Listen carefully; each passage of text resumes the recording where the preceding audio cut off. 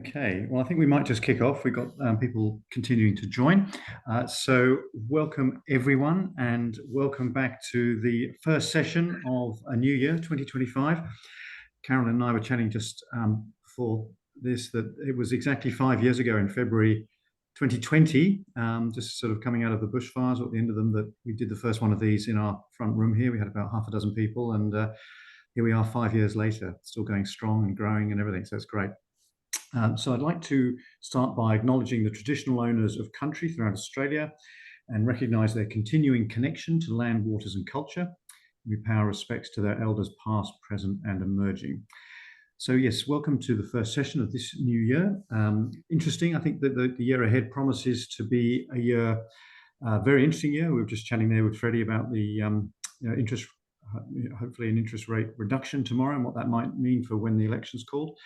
But lots of interesting developments happening all around the world, obviously, given what's happening in the US as well. So I think, from an Australian point of view, it feels like the RBA announcement tomorrow and the election, calling of the election will be very closely related. In terms of our group, obviously, we're continuing to look to grow our group. It's grown really strongly over the last 5 years. As we've talked about many times in this group, change comes from grassroots organisations like ours, and we continue and really keen to keep pushing forward and to keep growing our group and pushing forward on everything climate related.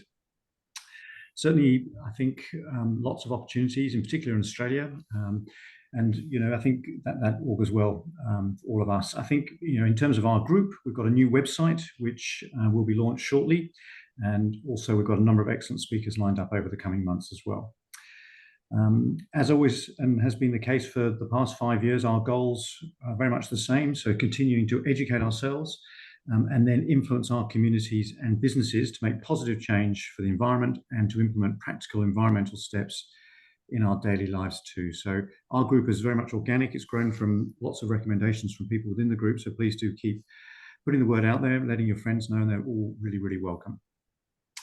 Now, tonight's topic is how the landscape will save the planet. It's a big title, and understanding the potential of carbon projects. And I think, Freddie, I'm right. Your focus is really on agriculture in particular. Is that true as well? Yeah, that's right.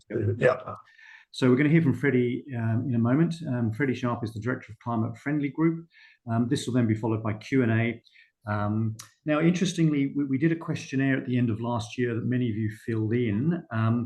And one of the things that many of you asked for was basically to hear from both sides of an argument or of a discussion, if you like, different viewpoints. So obviously carbon offsets is a controversial, and certainly many people feel that they don't necessarily address the underlying issue of a company that pollutes. So it's going to be excellent to hear both sides of the argument this evening so that hopefully you can all feel more informed. Now, introducing Freddie Sharp. So Freddie is director of the Climate Friendly Group. As I said, it's a leading carbon project developer. Freddie established Climate Friendly and led it as CEO for 15 years. Climate Friendly is a profit for purpose company, and Freddie grew it to be a major player in global voluntary carbon markets, and in 2012 established its Australian carbon farming business. More broadly, Freddie has over 40 years of hands-on expertise in carbon and energy markets in Australia and internationally. And I know you've got a lot on, Freddie, so thank you so much for joining us, and over to you. Right, Stephen and Carolyn for inviting me, B for that fulsome introduction, which I recognise most of. That's very good. And lovely to meet everybody, at least virtually. I'm looking through the names of the participants. I see a few familiar faces. Mr. Buckley is here.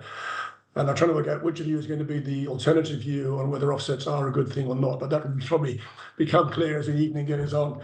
Thank you for also the acknowledgement of country, which I was going to do myself as well. So without further ado, I'm going to share a few slides, not too many.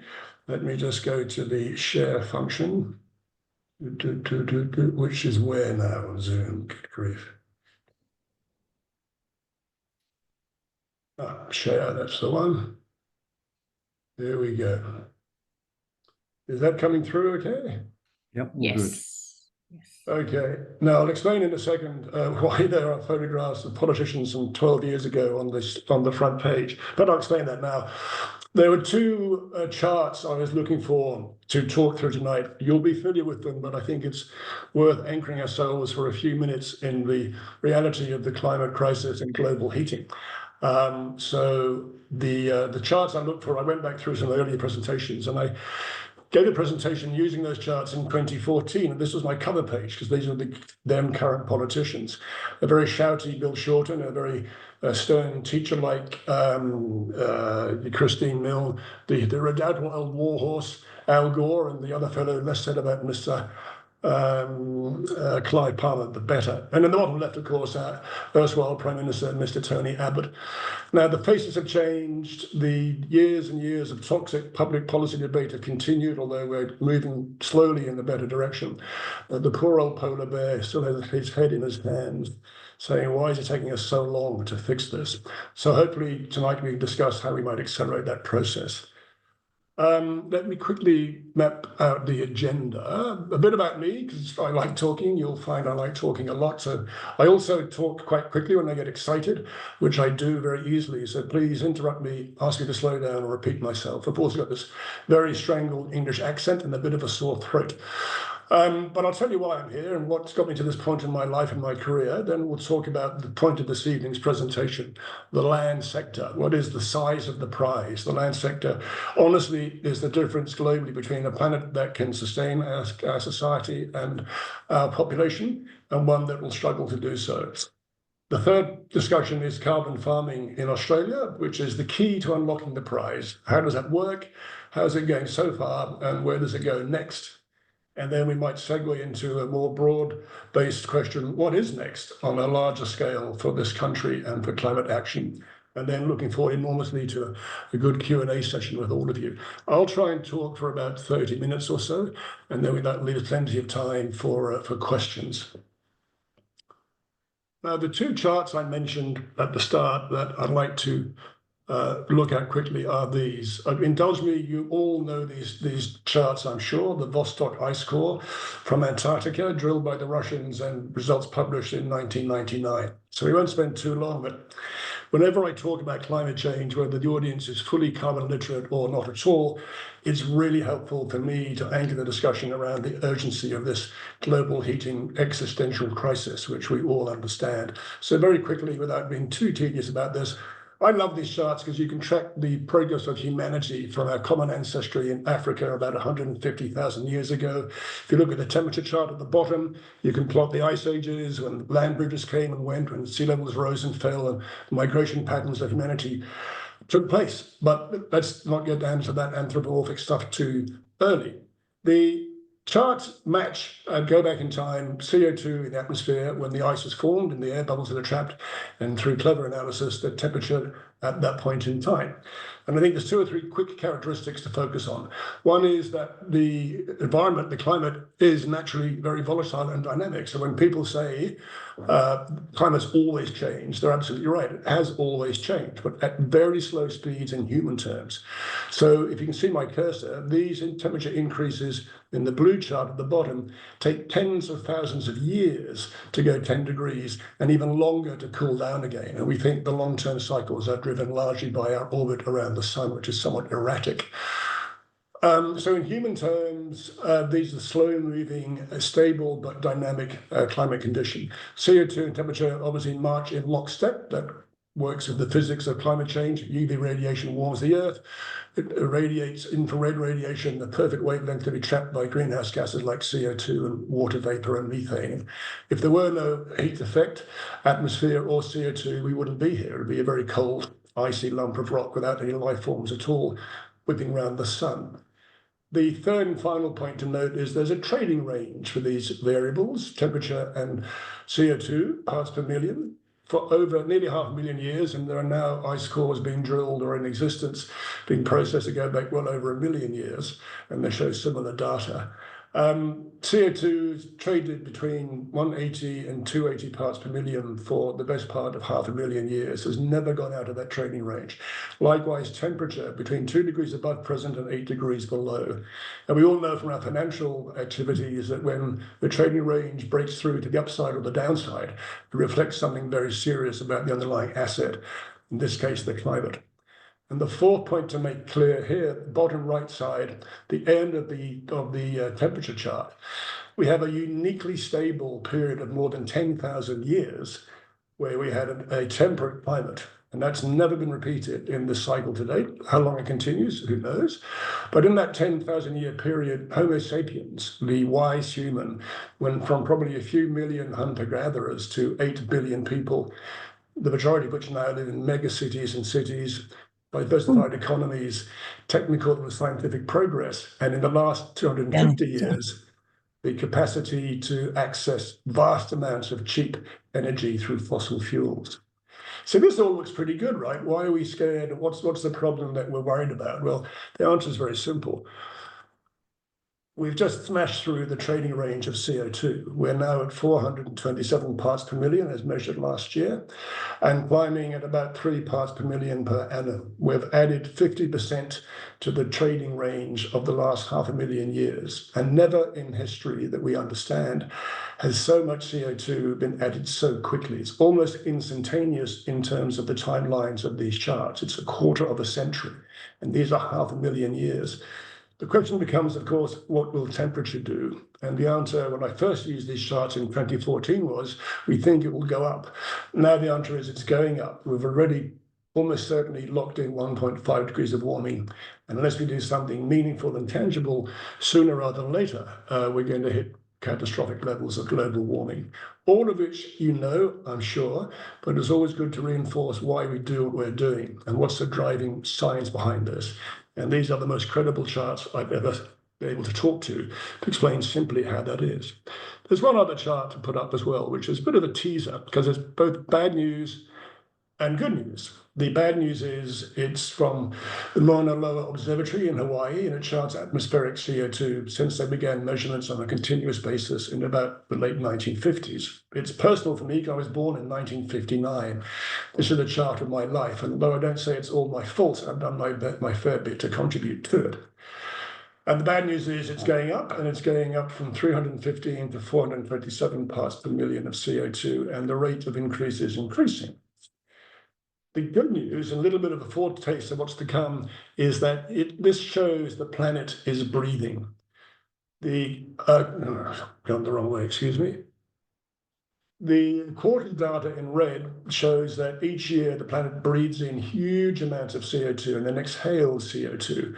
And that's because the land mass is distributed unevenly. The Northern Hemisphere has most of the land and most of the vegetation.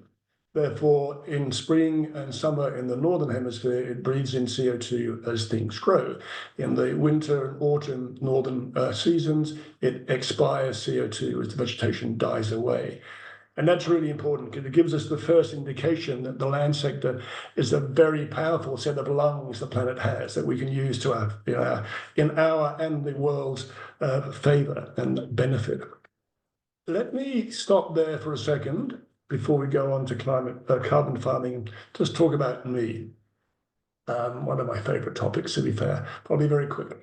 My deep and dark and dirty secret, it's not really a secret, can I tell everybody, was that my first job in the early 1980s was as a well site geologist in the oil industry. I did my degree in geology, and I got a job working on oil rigs as a well site geologist, saying to the world, in effect, hey, let's drill more oil and gas. These are pretty cool fossil fuels. They're really cheap. The technology is amazing. An oil rig is an amazing place for a young bloke like, well, as I was at the time. And I was a real fan of fossil fuels, little did I know.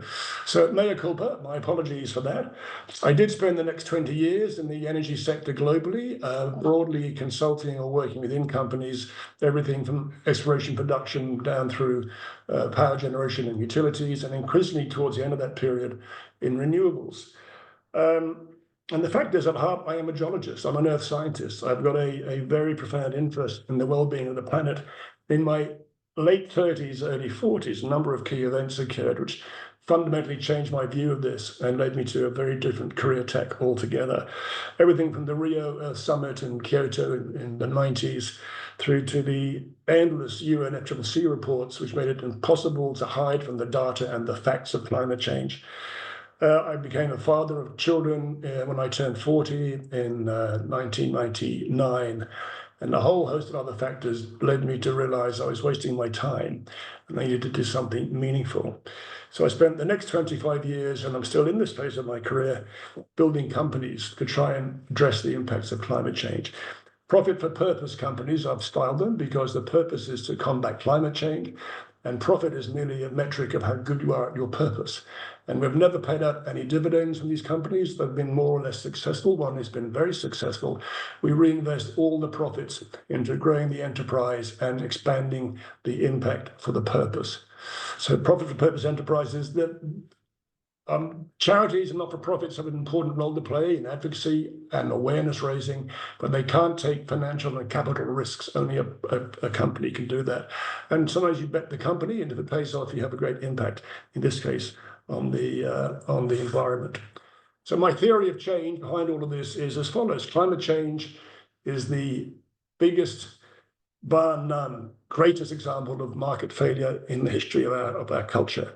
And it does seem to me sometimes like stupidity, in Einstein's definition, to use markets to fix the problems caused by markets. But that's what I've been doing, because until we reinvent capitalism to be better at solving problems, it's the only choice we have.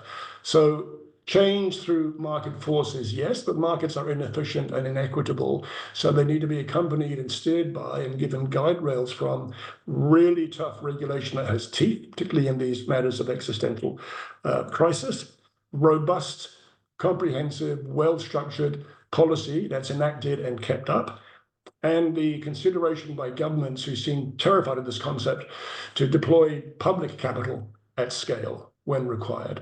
We did it during COVID, and no one said, how will we pay for it? We didn't raise taxes, we didn't borrow more money, we just spent the money into existence to combat an existential threat. We need to do that on climate change. And one of the key roles of public capital is to de-risk some of the required investments so private capital can crowd in. And we all know that the CEFC, the Energy Finance Corporation, brings in $5 of private capital for every dollar of public capital, which itself generates a return to the taxpayer. So that's where I've come from, and that's why I do what I do. And now let's talk about what it is that I do. So the size of the prize, the land sector. I'm going to move something. My screen is blocking me from looking at. There we go. So what is the prize? Well, since Europeans arrived in Australia, we've lost between half and 2/3 of the landscape carbon that existed at the time we arrived. Not maliciously, just through ill-informed and poorly chosen farming techniques. And as a geologist, I know Australia has the world's oldest remaining surface rocks up in the Kimberley, 4 billion years old. And as you come down to the southeast corner, they get a little bit younger, but not much. So this is a very old, worn-out, weathered landscape. And our soil quality is very poor, except in those richer coastal zones. So then apply intensive European farming techniques of cloven-hooved animals, open till farming, massive clearing of vegetation, and more recently pesticides, insecticides, herbicides. We've pretty much buggered our landscape carbon compared to what we had when we arrived. And if you believe the Bruce Pascoe view in Dark Emu, this is a lush landscape that had been managed actively by Indigenous Australians for thousands and thousands of years. Then in 2010, I personally had a bit of a revelation. CSIRO wrote a report for the Queensland government, guesstimating they could sequester 1 billion tonnes a year, every year for many years, possibly for decades, in the land sector, in the landscape in Australia, and not get close to pre-European levels of soil carbon. So that began to make us think about how do we access this amazing capacity of the land sector to be a sink for atmospheric CO2, and also to agricultural practice to reduce emissions from, say, livestock or bushfires. So in 2011, Gillard gave us the answer. I think that one of the most exquisite pieces of public policy around climate change on the planet to date, and actually at the time and to this day. It was a very well-structured piece of policy, much better than the Rudd effort 2 years earlier, the clean energy, whatever it was called, carbon pollution reduction solution. One of the 4 legs of the Clean Energy Futures Act was the land sector and carbon farming.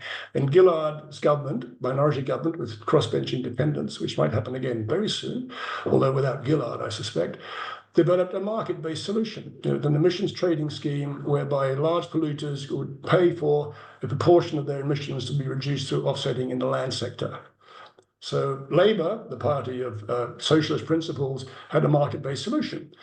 2013, Abbott came along and kiboshed most of that legislation except carbon farming, because farming, the farm sector, is a major constituency for the coalition.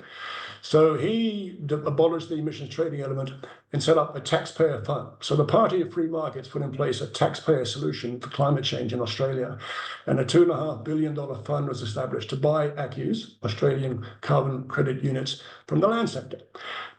Mildly to their credit, the Liberals also added a safeguard mechanism, an attempt to cap the pollution of the major polluters, because it was even they saw it as counterintuitive to sequester carbon in the landscape, but let polluters keep polluting.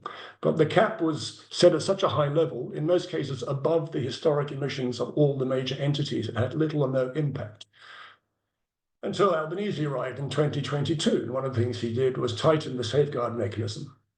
So it now begins to bite, and we're moving the market response from government buying ACCUs through a taxpayer fund to liable entities buying ACCUs. And a whole secondary market has emerged with intermediaries, brokers, traders, speculators, investors. And it's become financialized to be quite sophisticated financially. Whether it's a good thing or not, I'm not entirely sure. But there are derivatives and options and futures and repos and reverse repos, which we all play in from time to time. But you've developed a market. Now, this market didn't emerge spontaneously from the cut and thrust of capitalism. It was brought into being by policymakers. It's a regulated market, and it has to be regulated, otherwise it will not exist. And I've overlooked the fact that what Albanese also did, the second bullet point there, was under some legitimate public demands to make certain that the emissions trading scheme or the emissions reduction fund ACCU scheme was delivering on its potential. He commissioned at least 2 reviews. The chief scientist, Ian Chubb, led a review of the scheme itself, its structure and its execution. And the ANU professor, whose name I always forget, it'll come back to me, led a review of individual projects as they go to their 5-year review point. So both a top-down scheme review, the bottom-up project review, and as we will discuss, I hope, later, both of those reviews gave a slightly qualified tick to the scheme. Like any scheme, it can be improved, but it was generating genuine emission reductions, and the scheme was holistic, consistent, and internally logical, and complied with the science. So that, from my view, that was a very big tick for the scheme and the projects it generates. Now, how have we gone? Because this has been going on now since, this is the 14th year of the carbon farming legislation. So what have we managed to achieve? Why is this not moving? There we go. So this is a map of Australia showing the projects that have been registered. And I'll take a little step back quickly and explain that carbon farming requires landholders, small mum and dad farmers, agribusinesses, traditional owners, foresters, to change the way they manage their land, such that it sequesters more carbon from the atmosphere or reduces emissions from, say, livestock or bushfires. And the great thing about carbon farming is it generates co-benefits that are extensive for landholders, primarily water retention and drought resistance. The more carbon in the soil, the more root matter, the more above ground, below ground biomass, the greater the water retention. You slow down the water flow across the landscape. You make it more drought resistant, more productive. You have a greater carrying capacity for livestock. You have greater crop productivities. You encourage biodiversity and habitat protection because you're keeping the native species in the ecosystems. There are sacred sites that can be managed and protected, particularly in the savannah burning projects in the far north with Indigenous owners. Plantations and tree riparian plantings provide heat shelter for livestock to stop them getting stressed in the heat. So all these co-benefits go to the productivity side of farming. So farmers are farming carbon for ACCUs, but that process of farming generates other productivity benefits for them as farmers of livestock and crops. So in the 14 years since it started under Gillard, we've had over 600 existing, there are over 600 existing carbon projects. There's about 1,600 that are registered, but only 600 or so are producing ACCUs and are contracted, mostly through carbon abatement contracts with the regulator to sell those ACCUs. And in total, 140 million tonnes have been issued to date of Australian carbon credit units. Now, there's about the same amount again, or a little bit more to come, because these are usually 10-year contracts they entered into in the early days. And we're about halfway through the average contract project at the moment in existence. So you can probably estimate up to 300 million tons will be generated over the life of these contracts from the existing projects. Now, that sounds very exciting, but as we'll see in a moment, we haven't really touched the sides of what's possible in the land sector. It's worth, and Stephen and Kevin, call me out if we're running close on time, because otherwise I'll just keep talking till you all disappear. The big projects, I hope you can see my cursor moving. Here is HIR, human-induced regeneration, in three sort of groupings.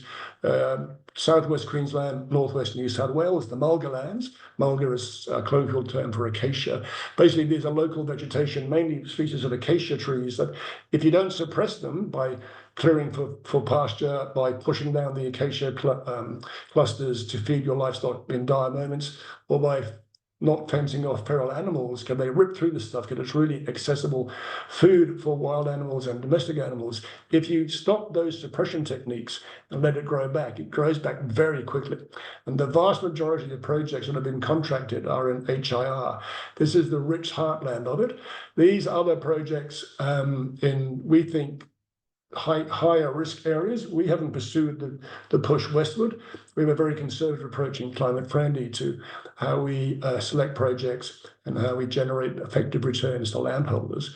And frankly, our risk appetite is probably lower than some other players. These projects will generate carbon, but not in the same volume and likelihood of consistency as some of the projects in this heartland here. Across the top end, the other big area in terms of physical area are the Sandana fire management projects. Many of them are with Indigenous owners as well as pastoralists, and that simply involves early dry season patch burning to take out the fuel load to prevent uncontrolled bushfires. So ironically, by burning vegetation, you create vegetation emission reductions because you avoid the uncontrolled bushfires that will wipe out biodiversity, wipe out all wildlife, damage sacred sites. The list goes on. And for thousands of years, our Indigenous friends managed the land through fire. And then we stopped them doing it in the last century. Now they're being paid by us to do it again. So they think we're pretty silly, but they're very happy to do the projects and take our money through 10-year or 25-year contracts. So suddenly these communities can have line of sight for multi-generations of revenue guaranteed at a fixed carbon price and a fixed volume of credits being sold at that price. And you go from hand-to-mouth annual survival to building sustainable businesses in ecotourism and bush tucker and corporate governance and education and apprenticeships. And my happiest memories are of Indigenous carbon projects through savanna burning at the top end. We have a lot of projects up here in Cape York. I had the pleasure of meeting the Pearson brothers, one of whom is charming, one of whom is very scary, but they do a lot of amazing work up there. Running around quickly, the rest, there's some avoided clearing in New South Wales. Most Western Plains Division land holdings here have a permit to clear. Most of them don't use it, but the ones who've signed up to guarantee not using it are called avoided clearing. Again, we don't do those projects because that's doing nothing to generate ACCUs, consciously doing nothing, avoiding clearing. We want to take conscious action to do something that reduces emissions or prevents emissions. So we don't have those, but they're in the cluster here. And there are other projects. There are plantations, including small-scale and large-scale plantations. A lot of the forestry work is about converting plantations from short rotation to long rotation or to permanent forest. They're cluttered in Tasmania, southeast Victoria, and somewhere down in southwestern Australia. And the list goes on. There's probably 7 or 8 core methods that are used widely in this 600 projects. There are 30 methods on the books under the policy, but most of them, although technically very good, are commercially useless because they don't generate enough carbon for landowners to want to use them. So these 6 or 7 methods are at the heart of the carbon farming project population in this country. I think that's that on that one. I guess it's fair to say in a regulated market like the Emissions Reduction Fund or carbon farming market, any regulated market, one of the key tasks of the regulator is to avoid both or minimize both false positives projects that shouldn't get through but did get through the screening criteria, and false negatives, not having projects that were genuinely good projects but were just screened out through a mistake or a bad process. And if you can minimize those and keep the happy center with legitimate projects, that's very, very important. And in order to manage this Herculean task, the regulator, if I go to the next slide, has a very rigorous reporting and auditing framework for project proponents who participate in these programs. So not only do you need to change where you manage the land, you've got to go through all this compliance and essential compliance, because this is a regulated market that requires regulations to be obeyed. So there are reporting requirements, and I won't go through the details, but you can read them as you wish and ask any questions. There are a range of audits which are carried out by independent accredited auditors approved by the regulator, but paid for by the project developer, but independent. There are obligations to maintain the sequestration or the reduced emissions on either a 25-year or a 100-year basis. That's up to the landowner what year they choose. The majority take 25 years, because 100 years of maintaining a project means you're putting that on your descendants, and some farmers are very uncomfortable locking in their children and grandchildren. So most go for 25 years. But 25 years, if there's any movement backwards, if there's a fire, you've got to make good the ACCUs. If you just stop the project because you don't like it anymore, you've got to give back all the ACCUs you've been credited with. So they're very onerous make good and catch up and clawback provisions in carbon farming, as well as a very high level of reporting, documentation, verification, and auditing.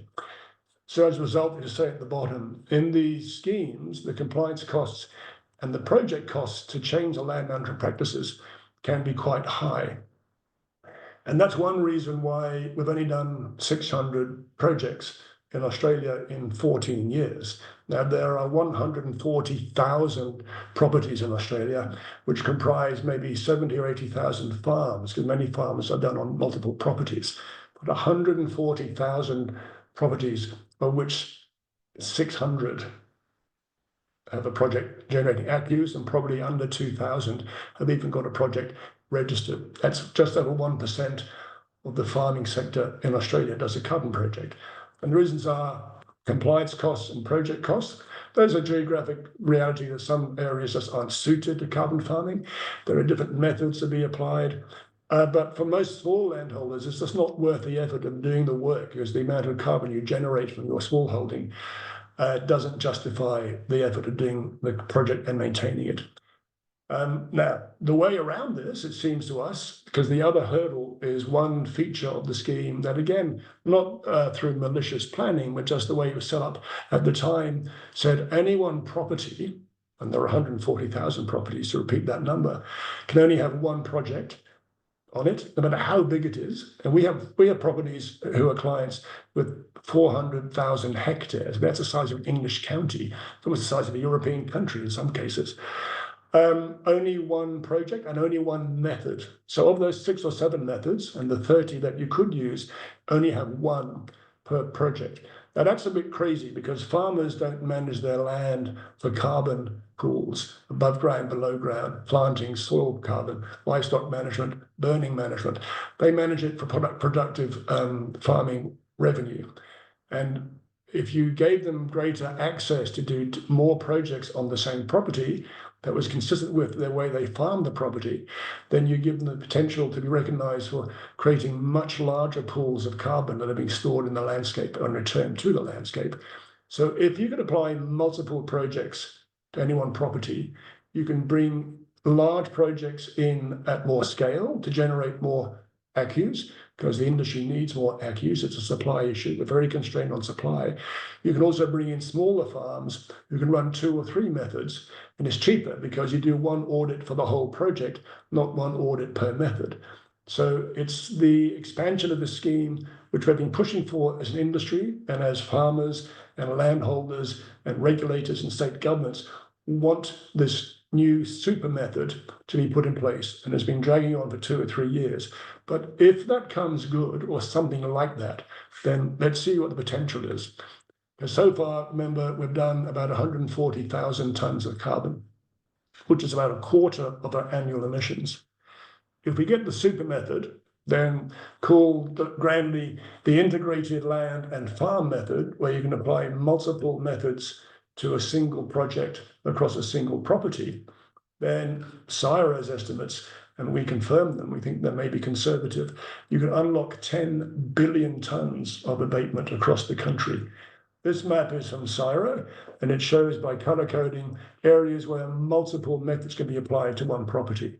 So the Eastern Seaboard, 4 or 5 methods could be potentially applied, going back over here to only 1 or 2, and that depends obviously on geographic disbursement.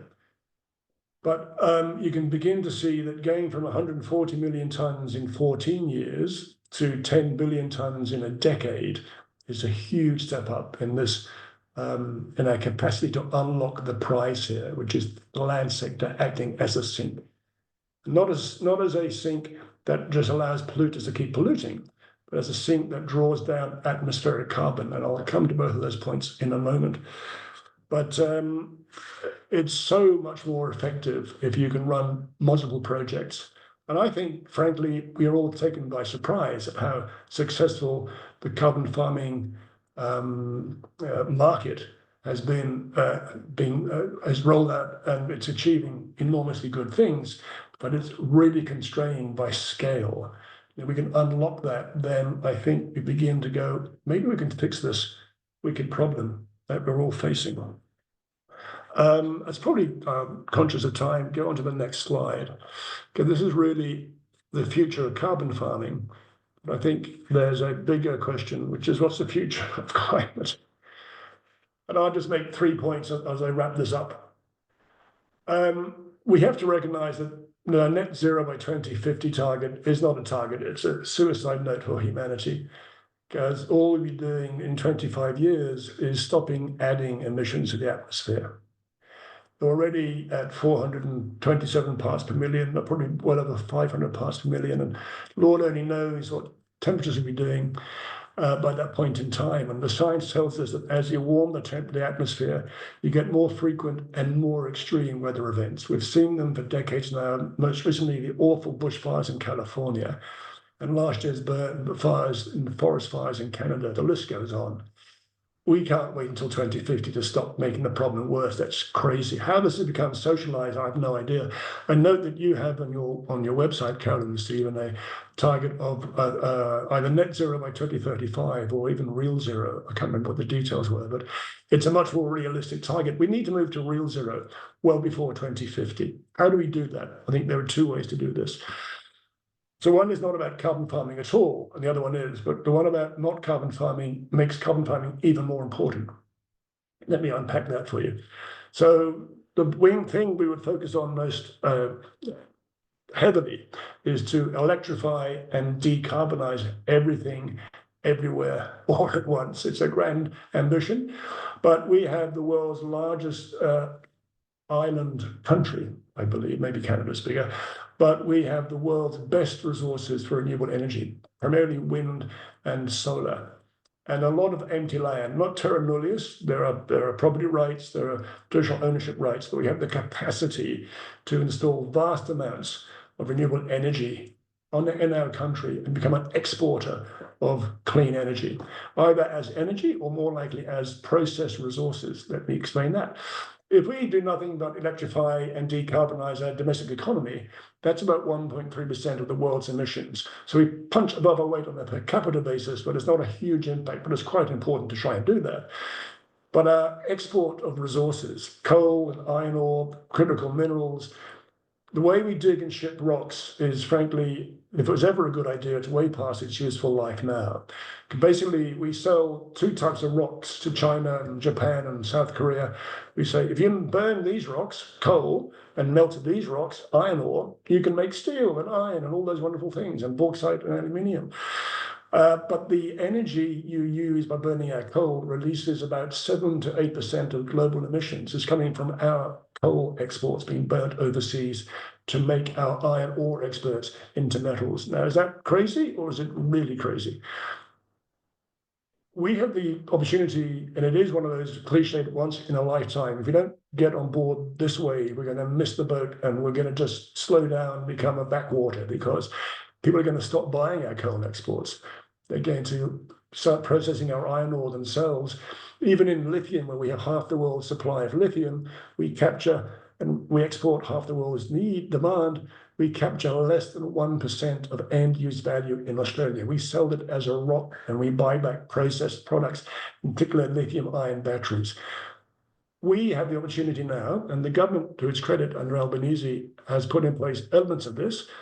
It really should stop approving fossil fuel projects, but it's done a pretty good job, but with a terrible narrative around the Future Made in Australia Act. And we can become a renewable energy and critical minerals superpower. And we export not rocks, but processed resources, decarbonize with zero carbon footprint to countries like China and countries like Japan and Korea. And if we do see around the world carbon border adjustment mechanisms coming into play, where people charge a tariff if you have a carbon intensive product, if China, who's exporting everything to the world, wants to buy decarbonized steel and bypass those tariffs for its vehicle manufacturing, for example, they're going to buy it from us. So this is an opportunity of immense proportions to give this country greater income, secure, well-paid jobs, long-term national wealth creation, and to also reduce global emissions, just us, by about 9 or 10% within a decade, if we grasp the opportunity. Now, Tim Buckley is on the call, and Blair Polisi, whom you know, and a bunch of other smart people have been down in Canberra. Blair established a lobby group called the Climate Capital Forum, which I'm a part, and I fund their administrative costs to make sure this all goes well. And we lobby the government at least 3 or 4 times a year to do this sort of stuff. And we're not claiming credit for it alone, but the Future Made in Australia Act is going to do this, but we just need more time to make it happen. So once we do that, the real joyful thing for me as a carbon farmer is the last point. We massively expand carbon farming, as I've discussed, but to be a genuine sink to pull down existing emissions, not to provide offsets for polluting industry. Because guess what? We won't have any polluting industry. We've electrified everything or decarbonized everything. Now the question becomes one of strategy, which is politics and economics. Who funds the carbon farming if there are no polluters to buy credits? It still costs money to do. And there's a range of ideas I've dumped down here, but maybe between them somewhere there's a combination that makes sense. The price on carbon, useful, but they may not be relevant in a few years if we really decarbonize things. Regulation, do you impose requirements upon companies to purchase carbon offsets? Is it done on what sort of basis you do that? That's a pretty heavy-handed approach. Do we deploy public capital, back to the Tony Abbott model of a taxpayer fund, or a public capital fund to be exact, to buy ACCUs and support the land sector? Do we rely upon international markets and carbon border adjustment mechanisms to generate the demand for carbon reduction? And we have a genuinely high quality carbon reduction scheme in our carbon farming area. So there's some food for thought. I hope that all makes sense. That was amazing. We've covered an awful lot in a very short space of time. Thank you so much. My last slide is simply a cartoon, Karen, so I always love showing this. I got this is nearly 20 years old, but you've all seen it, but it's still true. What if it's a big hoax and we make a better world for nothing? That's a pretty good outcome if you ask me, so there we are. Okay, thank you. I'll stop now temporarily. Love it. Thank you. I love that final slide. Freddie, I'm sure people on the call will have some questions, and we might also ask a few people for their comment. I just was going to start the ball rolling with Q&A with one question that Stephen and I had thought of in advance, which is what do you say to people who question the idea of the carbon offset, all the carbon offset schemes, and say that they're just a way for big polluters to continue to do what they're doing now? Well, there's a very legitimate point to be made there, Karen. Putting to one side the question of the validity of the offsets themselves, which I'd also like to address at some point, the fact that you're doing a little bit like nuclear, it can be seen as a fig leaf to let polluters keep polluting and you just offset them. It's still better than not offsetting, because the land sector as a sink will still be able to sequester carbon. But if that's the net zero trap we can find ourselves in, that we can keep polluting, as long as we get to a net zero, which is often a mythical figure by some mythical timeline, we'll be okay. We won't be okay. So I would ideally remove the pollution at source. Now, that's very expensive. To get the last ton of carbon from a manufacturing plant is horribly expensive. So there is a transition glide path for offsets. But ultimately, the value to society and us as humans on the planet is as a sink that absorbs and captures CO2 or carbon in the landscape and locks it up, not to allow polluters to keep polluting. So there's a crossover point coming, at which point we have to move to carbon farming as a sink, not as an offset source. But in the meantime, it takes time to turn big ships around. There's a transition plan required. We probably shouldn't take any more than 5 to 10 years to transition. But in that period, offsets can do both. They can be an absolute real reduction in atmospheric carbon, and they can be a transition option for companies as they invest in better and better plant to reduce emissions, or as we electrify the entire industrial base of the country to create carbon-free products. Great, thanks very much, Freddie. Yeah, that's good. Tim Buckley, Tim, just bring you into the conversation. Can't have you sitting there without a comment. How would you like to add anything, particularly to what Freddie said? I actually thought it was a really good summary. I think there's a good question from Jen in the chat, which is obviously what has been reignited in the Sydney Morning Herald this week. And there's plenty of naysayers. At the end of the day, there's always rogues in any industry. Integrity is a problem, particularly if Tony Abbott set the scheme up. It was a slush fund for the National Party. So I'm making a statement there. At the end of the day, we actually need to tighten the regulation and improve integrity. But I think addressing that question that the Sydney Morning Herald is yet again dredged up, which is I'll call him a whistleblower, but I do find it a little strange. Professor Andrew McIntosh whistleblowed after he was chair for 5 years. He probably should have done it a bit earlier, but I'm a bit biased. Freddie, what do you think? Let me repeat up. I might share your bias to that extent. Andrew McIntosh, who I know fairly well, was the chair of the ERAC committee, the Emissions Reduction Assurance Committee, which actually approved most of the methods is now poo-pooing. So there is a confusion, at least, or an ambiguity in why he does that. Let me give you my view of the critics. I take your point that in any regulated market or unregulated market, there might be some bad actors.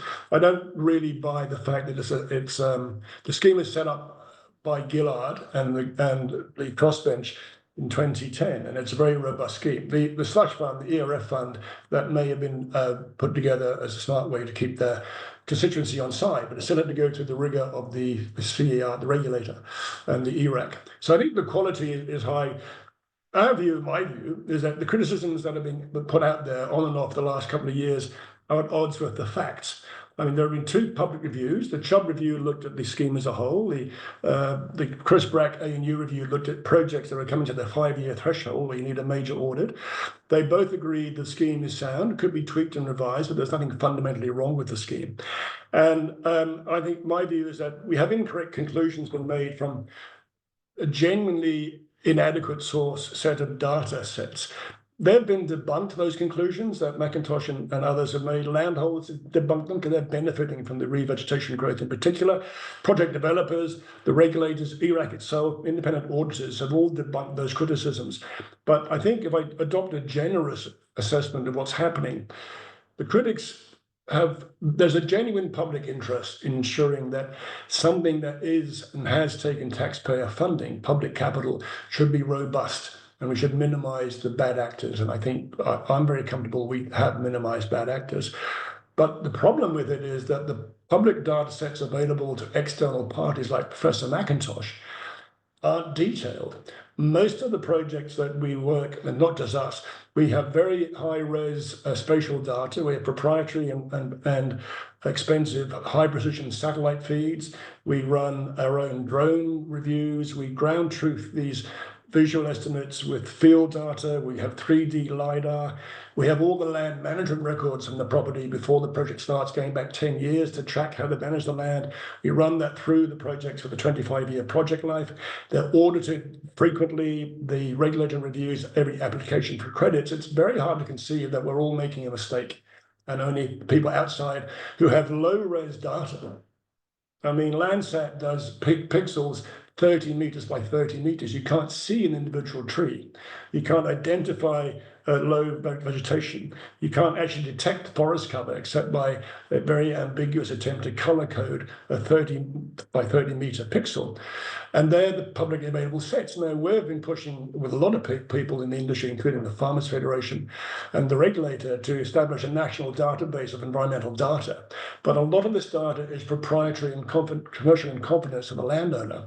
And most farmers don't want to tell their neighbors how they farm their property. So all of the history of land management before and during and after the project, they're quite rightly nervous about sharing that. But the level of detail you need to make a genuine assessment of the efficacy and efficiency of the market is not open to external actors. The regulator had it, Professor Chubb had it, ANU were given access to it. And last year, 65 of our 150 project owners publicly disclosed voluntarily a range of data, not everything because it is commercial in confidence, but we do need to give something back in terms of data access to external actors, because I welcome people looking at this program and stress testing it, and we can always make improvements, but we need to have transparency, need to have a common set of data, and we need to rebuild or build public confidence in this as a genuinely good effort, because I do know once you lose public confidence and a social license, we have closed off the land sector as a sink, and that'll be catastrophic. We cannot afford to do that. So we're all for as much transparency as possible. It's a wicked problem, but I would say again, everyone who sees the data, and it's not just self-interested developers or self-interested landholders, confirms that with that level of detail, you can be pretty certain that these projects are generating genuine carbon abatement or sequestration. And it's very hard to calculate that from the outside. Thanks, Freddie. That was a very comprehensive explanation. We've got Anne on the call, who's raised the question around the nature positive bill not proceeding as part of the EPBC Act, and unfortunately not creating what we hoped was the biodiversity market.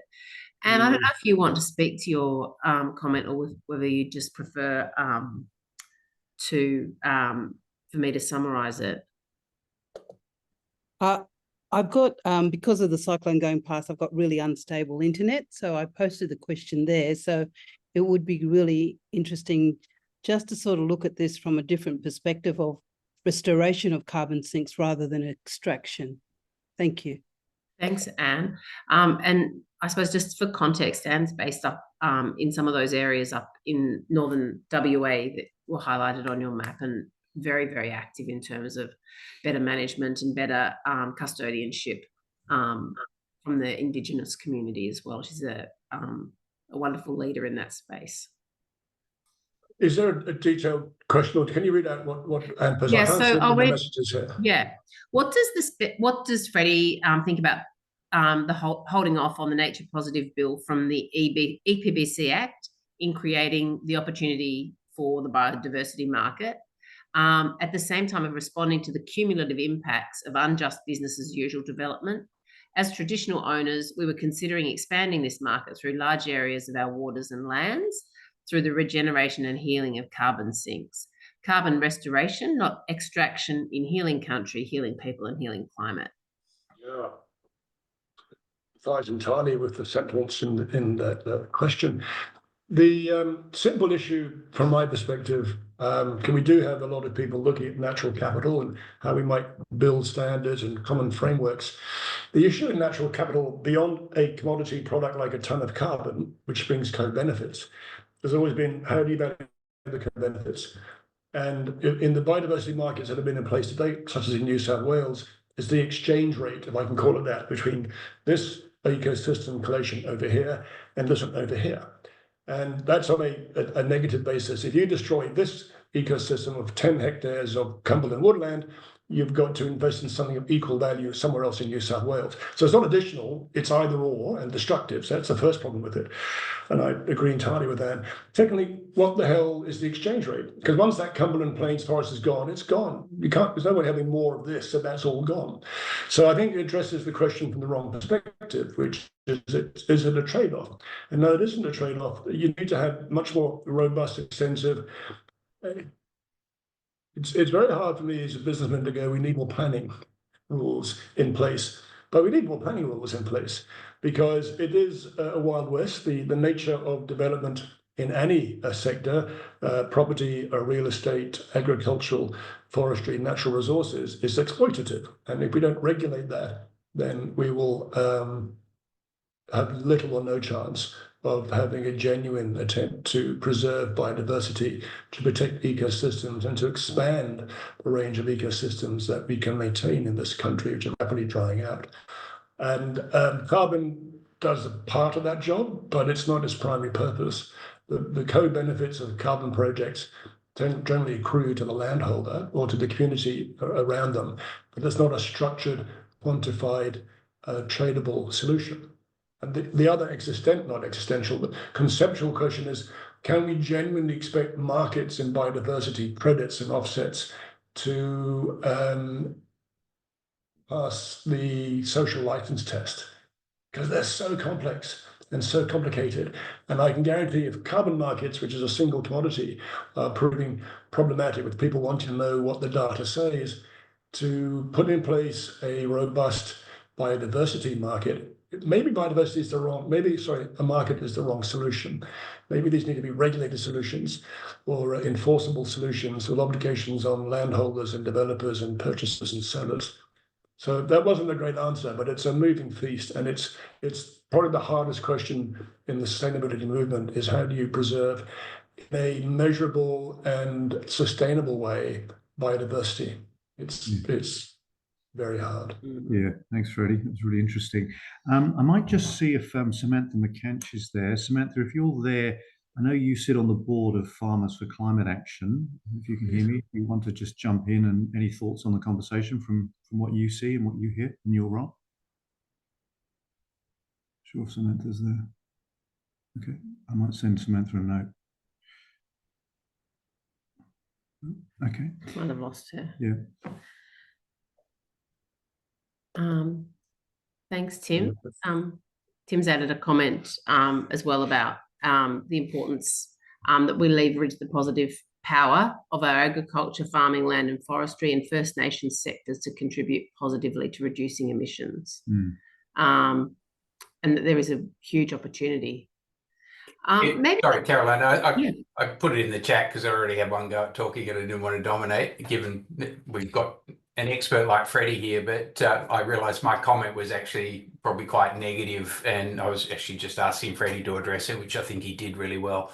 I'm like Freddie, we need solutions at scale, and the wider ag sector can do it at scale if it's done with integrity, but we've got to pay farmers to incentivise them to do it, and farmers, First Nations people, forestry, we've got to protect biodiversity, but you've got to pay for it. We can't blame the farmers. We've actually got to reward them to help be a key part of the solution. And even that, I mean, looking at ruminant animals, it could be a huge area of reduction in methane emissions if we were willing to pay for solutions. Yeah, that's a really good point. I don't know if would anybody else, I don't want to put anyone on the spot, but would anybody else like to make a comment or sort of contribute at all? Yeah, I wouldn't mind a quick chat. Stuart here. Oh, Stuart, hi. Good ball. First time. Ready. I have a question. Sorry for the lack of video. It's not working at the moment, but ACCUs. Now, yes, as for the Herald report and a few other ones I read about. Now, I do wonder sometimes about farmers sign on the dotted line with estimates provided by various organizations or contractors, whatever they may be. And it would appear in the early days, perhaps it was a little less controlled, where they had, various numbers presented to them. They may opt for the highest number on the supposition that they would get, therefore, more profit. Now, I must admit, there are farmers out there who are very well educated about, what's happening in their local climate areas, future forecasts, etc., and are probably much more educated to make these decisions. But I would have thought a lot of farmers are out there who are signing these contracts. How do they, get convinced such that what they've been told is sufficiently realistic? What covers them to make sure they're not being, you know, duped to some degree? So great question, Sid. Thanks. It's one of those slow burn processes, and we started talking to farmers about that. And with my English accent, my capacity for wearing pink socks when I go to the bush, I wasn't very credible as a carbon farmer, I suspect. But we just hired a load of local people who, many of them are people who are project managers, are farmers themselves, and they know the area. But once you convince those early adopters, because there are people who are genuinely concerned and understand, landholders, they live in the landscape 24/7. They know the problems that we are having to face now through the increased issues of climate change and drought and deforestation and the loss of insect life and the heat stress, and it goes on and on and on, lack of water capacity, lack of drought resistance. So there are people who had very keen appetite and had taken it upon themselves to do the research. Once we began to find those farmers who said they would be prepared to take on a project with us, people were still looking at them as early adopters, hanging back to go, is this going to work? It all sounds a bit too good to be true. And then the audit results started coming in, and then the assurances began to be issued. And then the farmers are going to generate some revenue, in some cases, significant revenue from this. So 2 or 3 years of very hard work to persuade farmers that this had validity. It was based upon fundamentally robust scientific principles and sustainability principles, and it would generate income. But you had to do a bit of work in advance of that. Once you get the early adopters on board, it's almost like any business, then the late adopters and then the mainstream follow, because it's been proven to their satisfaction. That's the one point. So that's the sort of the behavioural analysis of why farmers, and to tell a farmer to change the way he manages his land or her land when that's the way their parents did it and their grandparents did it, it's a huge ask for people to even contemplate that maybe they've been doing something they shouldn't be doing. So managing that is problematic. The second point is that I think it's fair to say that some early enterprises, speaking the benefits of carbon farming, probably over-egged the pudding. The market has shaken out most of those operators because they don't sign up many clients. The reputation becomes severely tarnished very, very quickly. And this is such a data-rich industry. I mean, Climate Friendly, I set up 21 years ago last year. It's now a data company as much as an IT, a carbon company. Well, I've got PhDs doing data analysis. I don't know what they do, what they talk about, but they're very smart. But we have mega pixel, whatever the next level of bytes. We've got gazillions of bytes of data because we have so many sources of data. Managing the landscape is data intensive. So processing that and then turning it into useful information and management information for farmers is a huge activity. And if you can't do that now, you can't actually offer services to landholders because they want that as a product or a service. So the early entrants like Climate Friendly, who did this, I'd like to think, credibly and appropriately and in line with all the scientific evidence and ethically, have now dominated the market because the cost of entry for new players is so high. Now, that has issues around competition, I fully accept that, but also means that you get the benefits of scale. So we have a 37% market share in some methodologies in Australia, and we have all the data. We can literally click a button, almost literally, and give you a carbon assessment report for any property in the country. We have so much proprietary and public satellite data. We have so many ground truth projects on the ground with drone data and LiDAR and ground truthing and teams going out there physically measuring trees with tape measures. And all the history of that property and the surrounding region's farming practices, that's impossible to replicate. So any spiv who wants to enter the market can't get a foothold now. So that's a sort of post the event assurance. But to answer your question directly, it's the first part. You've got to convince the early adopters it's worth doing, and then they convince their farming friends. Because a farmer would like to listen to a fellow farmer, not to some English guy from Sydney. Thanks so much, Freddie. That was a really, really interesting and thought-provoking session. You know your stuff so well. So thank you for sharing your incredible knowledge and the experiences that you've had. It's super helpful to better understand. Thanks, Doug. I enjoyed it. Good. Tim Prosser, I hope you don't mind me calling on you, but I know you're really, you're a founder of Climate Action Week. And so I didn't know whether you would like to just talk a little bit about some of the exciting things that are coming up and that you've been helping pull together. Absolutely. So the second year, Climate Action Week, 10 to 16th of March. We're going through the curation of the program at the moment. Almost 100 events have been made available at caw.sydney. We're expecting 280 individual event submissions in total. Many of the events will be run across venues in the city and further afield. I know a number of people on this call will be attending either events or on panels. UTS is a very generous sponsor, so at least half of the program is at UTS. The days are really split down in the main opening morning, Monday the 10th. Tuesday the 11th will be focusing, there's about 20 events around Solutions House, so that's a very optimistic, future-looking kind of program. Day 3 on Wednesday the 12th of March is focusing on youth and future generations. That's a youth purely curated program by youth, for youth, with youth. Day 4 on Thursday the 13th of March will be focused on country and climate and Indigenous nations, and that program has been pulled together by Susan Moylan-Coombs, who many of you may know. And Friday is focusing on COP31 around Australia's preparations for that. The program is mostly live, but we're adding probably up to about another 100 events over the next couple of weeks. There's a lot of people working really, really hard at the moment. Many of these are not traditional event organisers, so there's going to be voices, platforms, community groups you won't ordinarily have heard from. So that's what's really exciting about bringing this community curated program to you. So yeah, very generously sponsored by New South Wales Department or DQ, Salesforce, Future Super, and several other organisations. Thank you, Carolyn.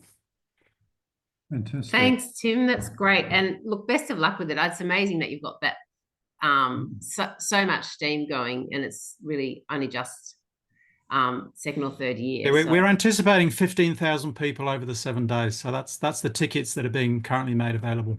That's amazing. So yeah, definitely draw your attention to, it's core.syd, isn't it? caw.syd. And I'm sure on that website there's some events that are online as well if you're not based in Sydney. Yeah. Probably about 15% of the events are online. Many will be recorded. So we're featuring Climate 200 on the Tuesday evening. So Simon Holmes à Court and team will be doing a live telecast nationally from the Great Hall at UTS. So there's a whole bunch of, including the climate writers will be there helping people write to their MPs. We want to hold people accountable for this kind of lead up to the election. Yeah, fantastic, Tim. That's great. Well done. And just before we go on, I will thank you, Darren, for drawing to our attention that you're running an event and that Stephen is a panelist. And also, Anne, we see that you're presenting at 2 events, which is great as well. So thank you to everyone who's doing that. And Tim, thanks for that. We didn't give you any notice, but thank you very much for the information, and hope many of you can get to some of those events. Great stuff. Yep, thanks, Tim. And I'd just like to add my thanks, Freddie. It was a really fabulous session. So thank you so much for making the time, and hope all of you have enjoyed the session this evening and got a lot more knowledge, I'm sure you have, around the topic, which is was really fascinating. So thanks again. Next month, on Monday, March the 10th, we've got Dr. Sophie Scamps, MP, independent member for Mackellar in the House of Representatives, coming to chat to us, which is great. And then in April, we've got Mark Mills, who is a partner at Generation Investment Management in the UK. They're a pure play sustainable investment management organisation that was established in 2004. And Mark's going to be talking about the investor road to net zero. So we've got a couple of really fabulous sessions over the next few months, and plenty of others in the pipeline too. So we're off and running. Thanks to all of you, and look forward to seeing you next time. Great to see everyone. Nice to see you all. Thanks. And thank you again, Freddie. Thanks, Stephen. Bye-bye. Yeah.